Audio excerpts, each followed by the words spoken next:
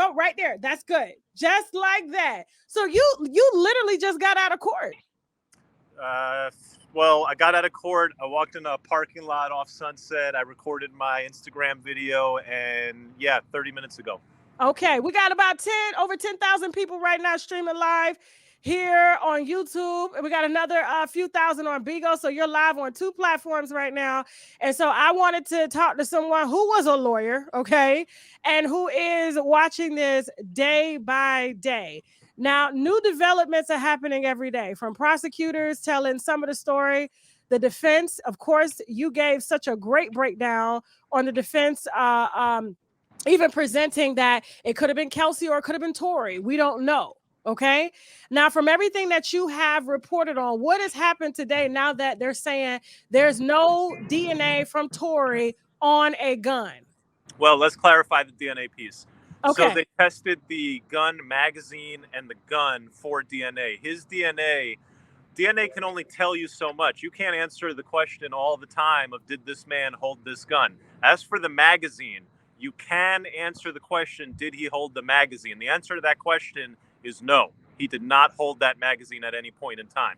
However, as to the gun, the result is inconclusive. Now, you can play with semantics, Tasha. You can say and ask someone, hey, looking at the DNA, can you tell me whether Tory Lanez held that gun? The person can say no. Now, does that mean that he didn't hold it, or does that mean you can't tell? The answer is they can't tell. But the way the question is asked is not clear, right? So the answer is, I can't tell. My testing does not allow me to tell you whether or not this person held the gun. Here's where both attorneys, I don't think, hit the button. So they both then asked this question. The defense really focused on this question. It's a very important question. That, hey, if I shoot a gun 5 times, you would expect to see my DNA on that gun, wouldn't you, Mr. Expert? And the government expert said, hell yeah. And the defense expert said, hell yeah. But neither of them really asked the right question. The right question is, if I shot a gun 5 times, would the test that you used be capable of determining whether or not a person who shot 5 times held that gun?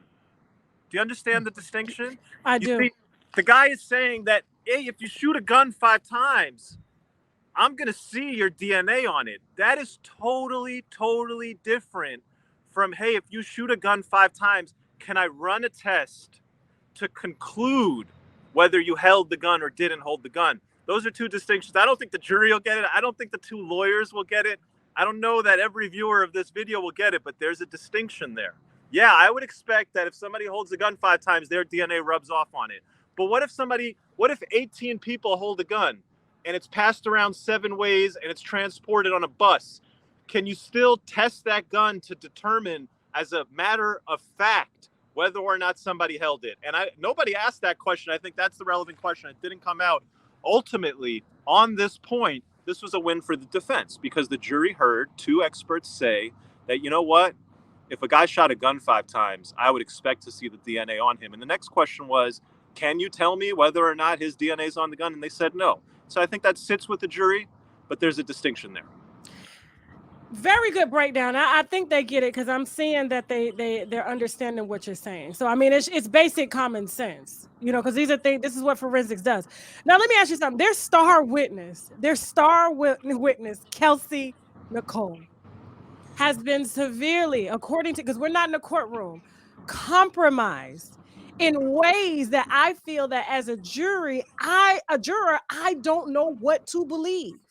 Yeah, I agree with that. And I think if the prosecution could go back, if they knew that she was going to say what she was going to say, I don't think they would have ever put her on, because it's so confusing at this point. It's just like, man, I don't know what to believe, because her testimony is all over the place.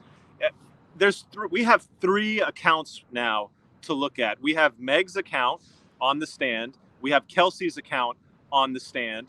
And we have Kelsey's account on the recorded interview that was played for the jury today from September 2022. And all 3 of those accounts are materially different. The one thing that I can cut through all of those that I think your viewers should hear, because no matter what happens in this trial, I firmly believe this. In Kelsey's recorded statement, and on the stand, both times in a very authentic, genuine manner, she had absolutely no clue where the words dance bitch came from. And to me, that tells me something very important in a case like this of celebrity with teams and stories and control and spin. I Preach. think somebody injected the phrase dance bitch into this. I Ooh. think somebody, I don't know. Listen, all I know is that Kelsey, if she was, why would she deny dance bitch in the recorded statement and again deny dance bitch on the stand? Unless that's just the truth, man. He never said that shit. Yeah. Yeah. You know what's funny is that if I were a juror, right? Because I've been trying to look at this from a juror's perspective, not like not a prosecutor, not a defense attorney, not even the defendant or anything like that, but from a juror perspective. The fact that Kelsey Nicole walked her ass up into court and asked for immunity, which tells me, like, if you had nothing to hide, what are you afraid that you're gonna get in trouble about? Fair point. That You see was what the I'm saying? defense's whole theory. That's the defense's whole theory, that she was involved in criminality, that she was the shooter, and that she went to the police and gave a prepared statement. She had almost 2.5 years to prepare for that sit-down meeting with the Right. police. Her lawyers were there with her. She was aware at that time that the defense was pinning the shooting on her, that she was found with GSR, and now she's sitting down in an interview with prosecutors where the lead detective is not present. Nobody from LAPD, no detectives are present. Nobody's asking her any tough questions, and they're just letting her kind of give her story. There's two ways you look at the story. One, it's the absolute and utter truth. It sounds genuine. It snaps. She tells a perfect story, every sequence of the events. Number two, it's a fabricated story made up by someone who's had a lot of time to prepare with attorneys, who's going in, being handed by softballs by police, and is saying everything that they want to hear and everything that's going to clear her and everything that's going to make her and Meg look completely clean, like they did absolutely nothing, and that Tory is a psychopathic madman. Mm. And that shit. Listen, again, I don't care what happens in this trial. If people don't appreciate that there are lies being told about Tory Lanez for the benefit of Meg Thee Stallion's career, you are in La La Land with me, my friends. That's a fact. Listen, I've been telling them that from the get-go. I'm like, listen, first of all, I just explained this. I'm like, he didn't shoot at you, even if he did shoot. Let's just say Tory did shoot. I would say maybe endangered my life. Like maybe if he shot a gun, it wasn't directly at me and it just happened to ricochet, that is putting somebody's life in danger. But it's not intentionally, oh, I want to shoot you. But the dance bitch part, it's like nobody is saying that but her. And it sounded like it was fabricated for social media to get more likes and to make the story just sound more crazy. And then Megan lying about the nature of the relationship between her and Tory when everybody knew that they were sleeping together. I didn't, but I get you. You didn't know? I did. I What's stick my with, job to know? only when they get indicted do I start paying attention. Listen, and then I mean, and her and Kelsey's rough relationship, like they've been sharing men, you know, and dating the same man. And then Kelsey is dating. I don't know if she's married to the guy. He's Jay Prince's right-hand man. They're married. They're married. Today. There's a marriage. And Jay Prince is connected to Carl Crawford's label. They're in another lawsuit. Money that Megan is making is being held in escrow. Money that they put into building her career, and they're upset that Jay-Z's team is just coming to take it away. It's just all too messy to me, in my perception. And I would have to raise doubt to say, I don't know if I can say single-handedly that Tory did this, because she had every reason to want to shoot. Why would Tory just want to shoot? That's my theory, based on everything that you guys have been reporting. Yeah, I can't theorize yet, but I can say that we did not get the truth, the whole truth, and nothing but the truth from anyone. And I look at it. This, to me, this is not a competition for who's the biggest asshole. This is not a competition for who acted out the most that night. This is not a competition for who's right and who's wrong and who's shading who. This is a criminal trial where a man's life is on the line, and it is a fact that people are lying on his name. Whether or not he's criminally culpable is now a matter of not the truth, but people's lies. And I have a big problem with that. And people sit around saying, oh, you're biased. I'm biased? I'm biased? Are you guys insane? You're in the courtroom. There's a real storyline out there that everybody is against Meg, and that the whole industry is male dominated, and that all the headlines are anti-Meg, and that if you walk in that courtroom, there are more reporters from press outlets than I have ever seen. There are way more reporters from press outlets than you would ever imagine for a case like this, unless people were like, hey, let's make sure we get as many freaking press reporters as humanly possible to that courtroom.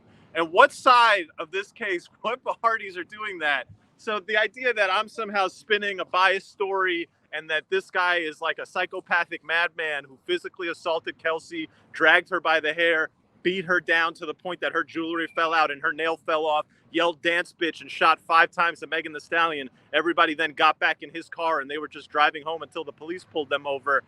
I don't know. And eyewitnesses, I don't think they've hit the stand yet to say that they saw 2 women fighting. There's an eyewitness. He's a neighbor. Today in court, we had some sense of how close his window from where he said he heard and then looked out of was. It is very close. It's very close. I was going to try. I can't really get it. Yeah, no. It was close. Okay. And, the prosecution, I don't think they're going to call him. And that's shameful. Why would you not call this guy's? I don't think they're going to call him as a witness because his testimony doesn't help their version of events, even though it might help the people search for the truth.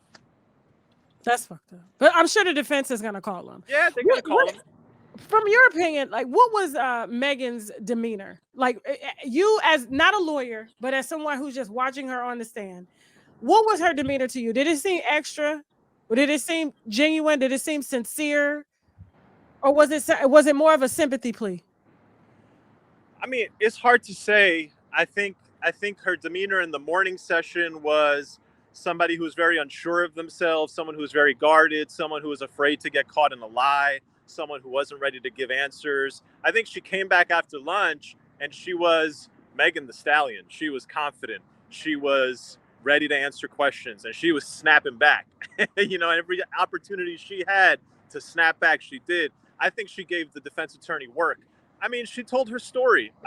Her demeanor extra. No, I don't think so. No, I have absolutely no problem with her testimony. I do, however, think her testimony included omissions. I don't think she told us everything that she remembered. I don't think she told us the truth about her physical altercation with Kelsey. She said they bumped. Come on, man. What the hell does that mean? When have you ever had a best friend from college who's your personal assistant, who knows more about you than you guys have been through everything together? You're thick as thieves. You're out in Hollywood as a superstar. You rely on this person for everything. She's living with you. And in a matter of seconds, because what? Because you guys both got shot at and beat up by some guy, you never talked to him again? Come on. What? And then you go on the stand and you testify that, oh yeah, well, when we got out and it was hot and, she accused me of backdooring her and she was really, Kelsey was really angry that night about what she found out, because you can imagine Meg is the fucking superstar. And all right. You're going behind her back to fuck on her man. I mean, all you do is fucking cater to this person's whims. Yeah. And then she hooks you up with this guy. You get COVID, you leave, you come back. And then you find out in this mess that this happened. And then you guys both get out of the car and you bump.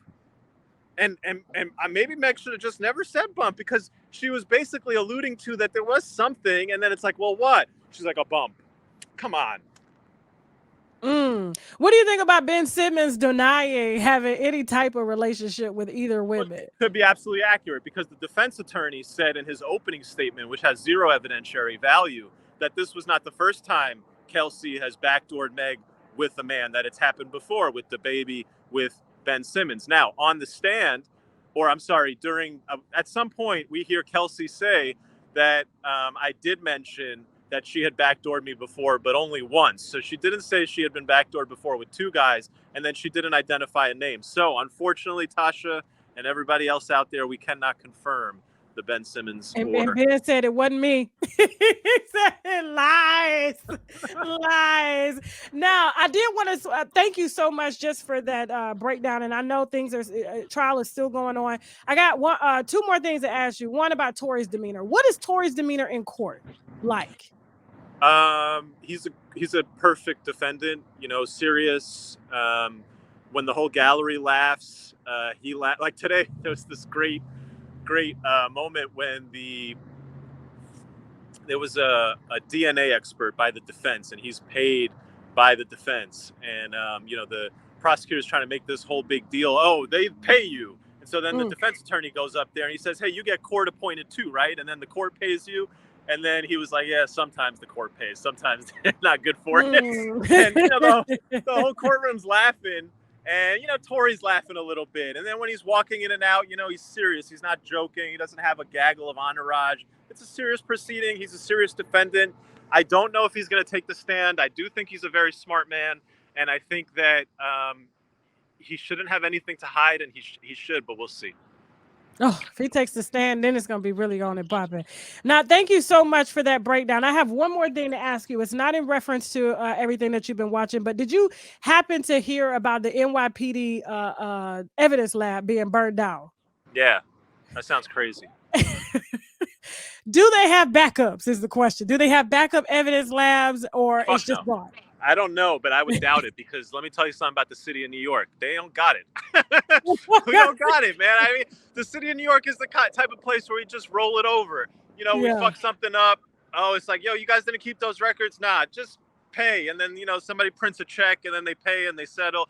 I don't know, man. This city, I don't know. And the whole country, when shit like this happens, like when a problem happens, like I don't think we got it. In China, maybe they got it. Here, evidence lab burns down. I feel like the chief person will be, hey, do we do the backups? It's like, oh no, we were gonna do them next week. We don't have staff. Our bad. Damn. So there's a lot of stuff, a lot of state evidence there. And Casanova, I do know he's locked up in Rikers Island right now. And I'm thinking, should we expect a lot of appeals to be done and people to be released? Nah, no? For all you know, that's an evidence locker holding a bunch of 30-year-old dead cold cases that nobody's even on trial for. Okay. We don't know. Okay. All right, cool. So no, but anything else you want to add? I do know that you are giving minute by minute reporting on your Instagram page, Lawyers for Workers. You do have a paid subscription, so if they want to come there and really get some really in-depth stuff, you do have it available there for free, other than what you've been generally reporting on and stuff like that, because you are working hard. You're taking time out of your work schedule to be in the courtroom all day. And so I like where you're going with this, and I appreciate you even giving us what you saw thus far. You know what I'm saying? While you've been watching this minute by minute, because I was just like, I don't want another blogger. I don't want another media person. I want a lawyer. You understand what I'm saying? So I appreciate what you're doing. What do you expect going into next week with this trial? Do you expect to hear more from the eyewitness seeing the girls fight and maybe placing more guilt towards Kelsey, but Kelsey has immunity now, so she can't not be charged with shooting Megan?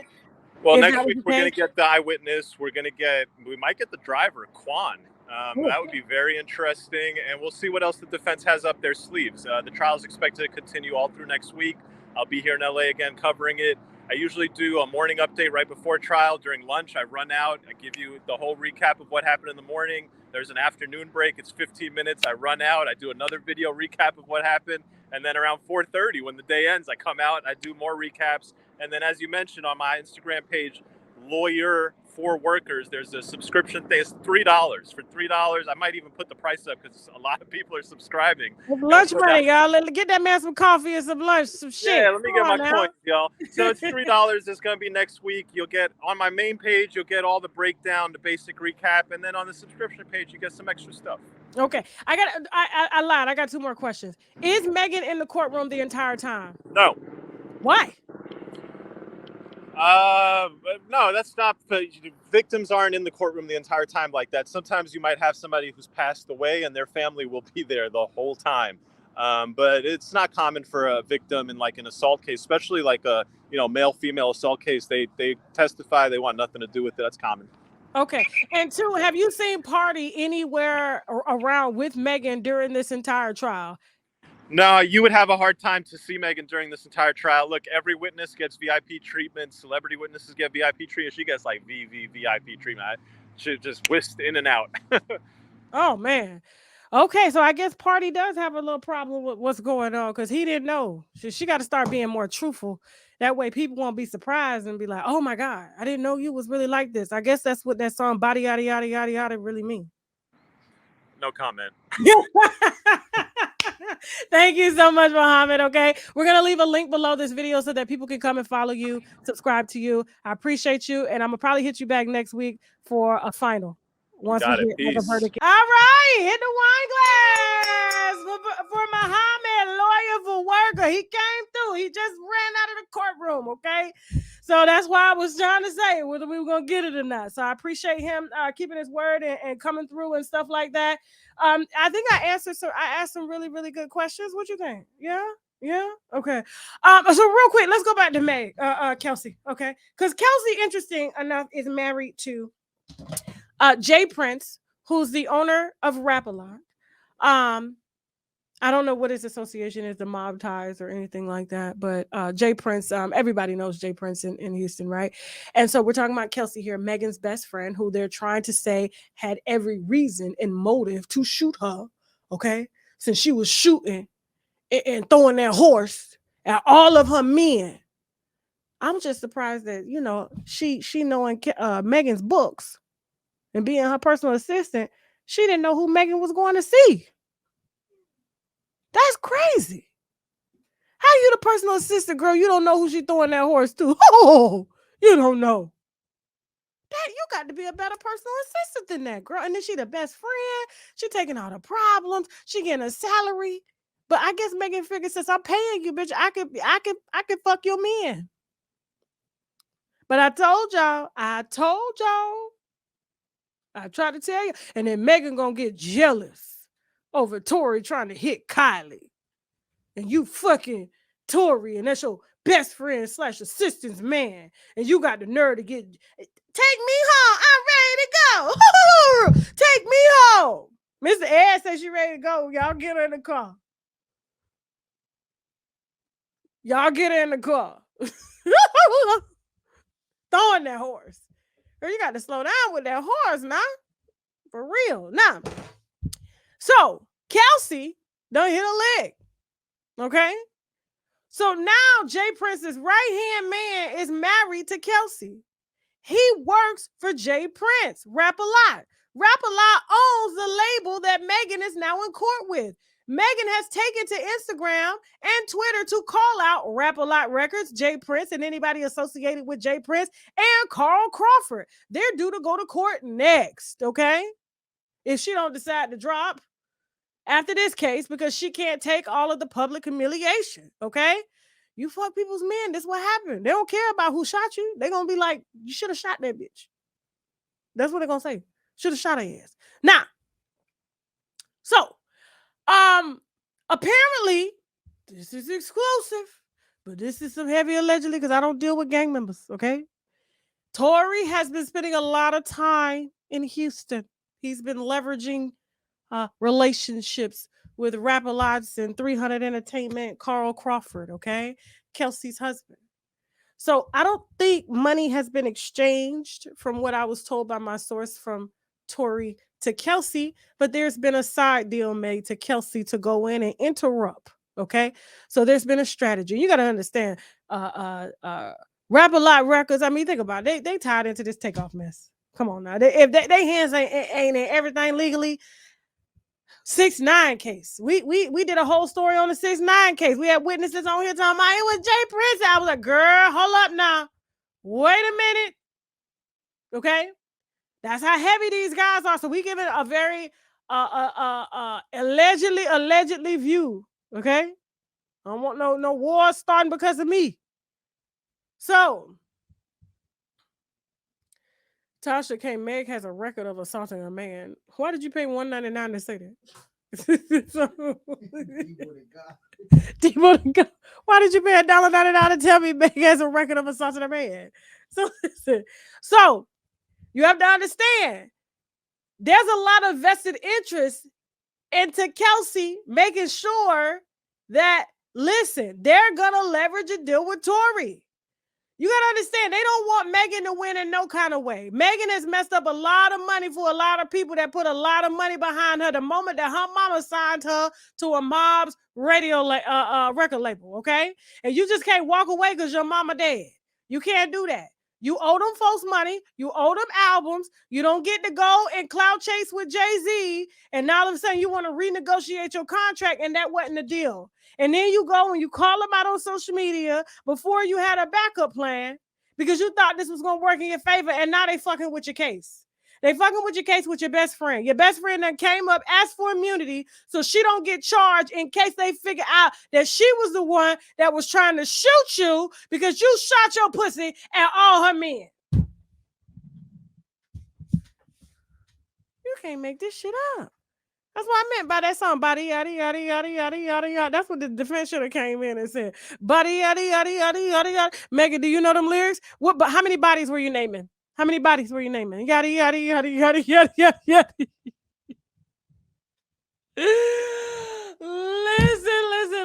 Listen. So I just don't like liars. And the girl been lying from the get-go. Megan is a victim, and not just a victim in this case, but she just lives by victim sympathy, payola. I don't respect that. She's a cloud chaser. She moves with the wind, okay? I'm just glad that Nicki Minaj kept Kenny away, because she probably would have hit Kenny too. You know what I'm saying? Probably would have hit Offset too. You know what I'm saying? She has no boundaries on that horse. You let that horse out that damn thing, she goes. Okay?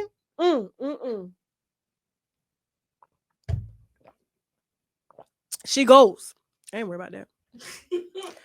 So, did I give y'all all my exclusive information? So, yes. So, apparently there has been money exchanged, but you got to understand, since she's married to a Rap-A-Lot label affiliate, it doesn't look like the money came to her, but she came in and did exactly what she wanted to do. And the only reason I feel that she gave such a detailed statement in 2020 to the police that they played in court is because she did not want to be implicated in whooping her ass for fucking her midget. To be continued. We're heading over to Tasha K Live to get here these Rocky Bivin receipts.